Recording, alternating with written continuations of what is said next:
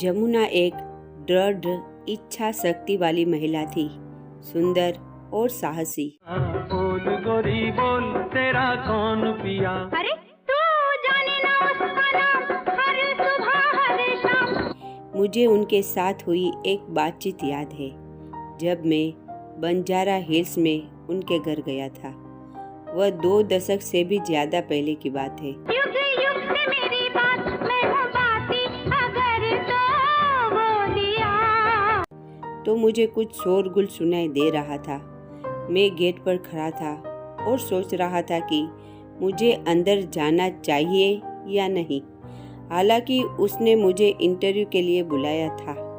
मैं कुछ मिनट तक गेट पर खड़ा रहा। यह एक मुश्किल फैसला था। क्या मैं गलत समय पर वहां पहुंचा था? मैं चीखे और चीखे सुन सकता था। मैंने कुछ कदम पीछे हटना चुना। एक प्रसिद्ध अभिनेत्री जमुना को सिर्फ अपनी फिल्मों में बेहतरीन अभिनय के लिए ही नहीं जाना जाता, बल्कि क्रिस्टोफर मार्लो के हेलन ऑफ ट्रोय के वर्णन को उधार ले तो जमुना का चेहरा हजारों जहाज़ों को उड़ाने में सक्षम था।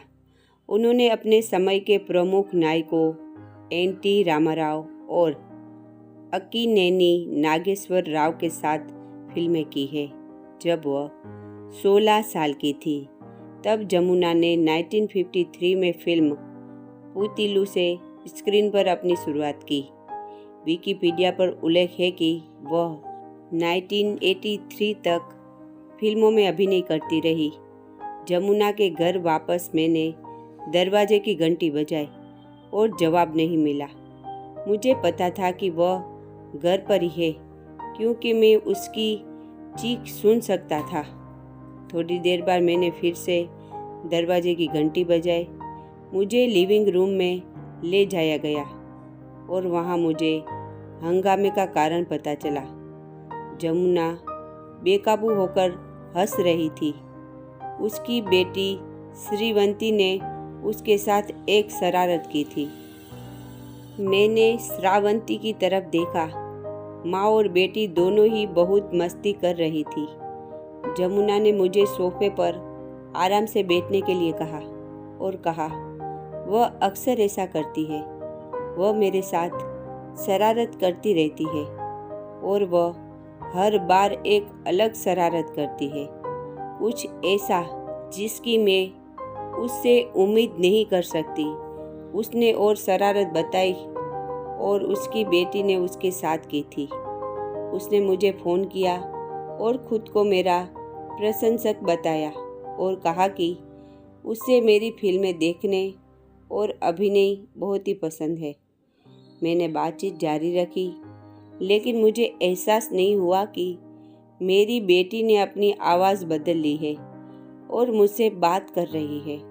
जमुना ने एक बार फिर हंसते हुए कहा, मुझे लगा कि शरारतों का मामला सुलझ गया है।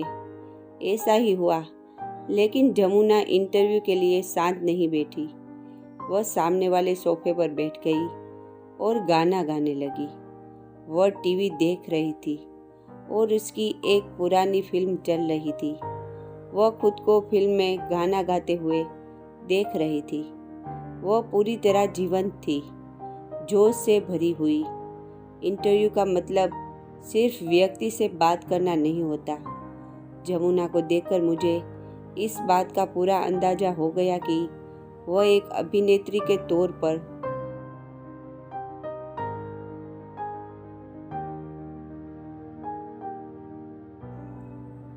अपने काम से कितनी संतुष्ट है और उन पलों को फिर से जीना उसे कितना पसंद था।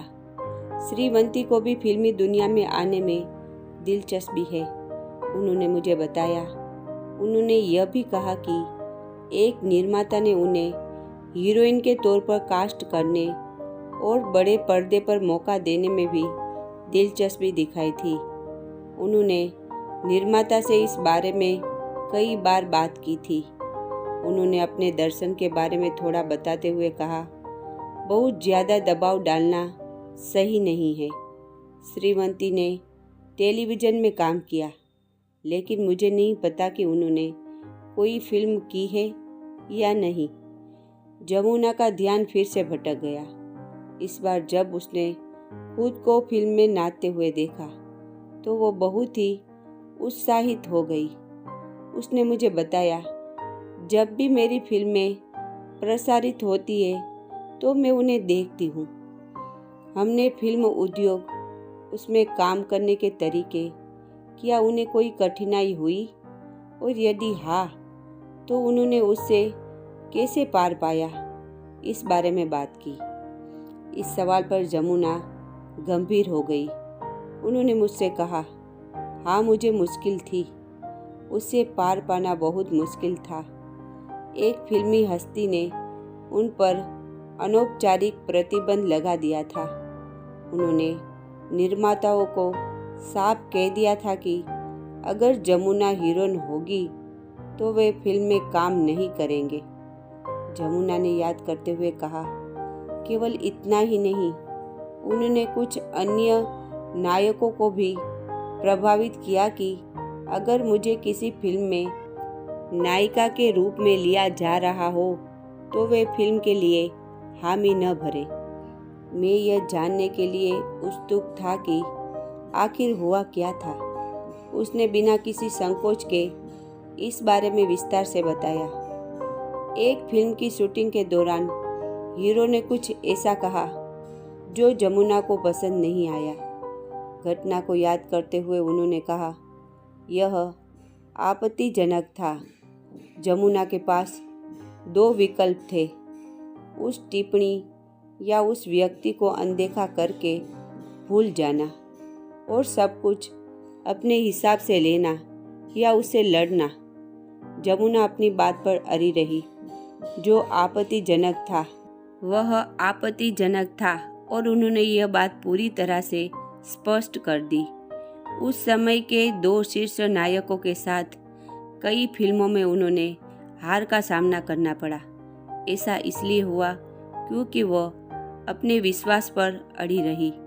वह असल जिंदगी में एक हीरो थी जो धाराओं के विरुद्ध मजबूती से खड़ी थी। वह असल जिंदगी में एक हीरो थी जो अपने खिलाफ साजिशों के बावजूद अडिग रही। वह असल जिंदगी में एक हीरो थी जो उन नायकों से लोहा लेती थी जो, जैसा कि उन्होंने कहा, अपने व्यवहार में अनुचित और गैर पेशेवर थे। जमुना ने कहा, मेरे मन में उनके प्रति कोई दुर्भावना नहीं है, लेकिन मैं संतुष्ट हूँ कि मुझे एक मजबूत महिला के रूप में दिखाया गया है। 27 जनवरी 2023 हैदराबाद स्थित उनके आवास पर जमुना का निधन हो गया। वह 86 वर्ष की थी। उन्होंने तेलुगु, हिंदी, कन्नड़, तमिल और मलयालम की कई फिल्मों में अभिनय किया है। जमुना को बेहतरीन एक्ट्रेस के रूप में हमेशा याद किया जाएगा।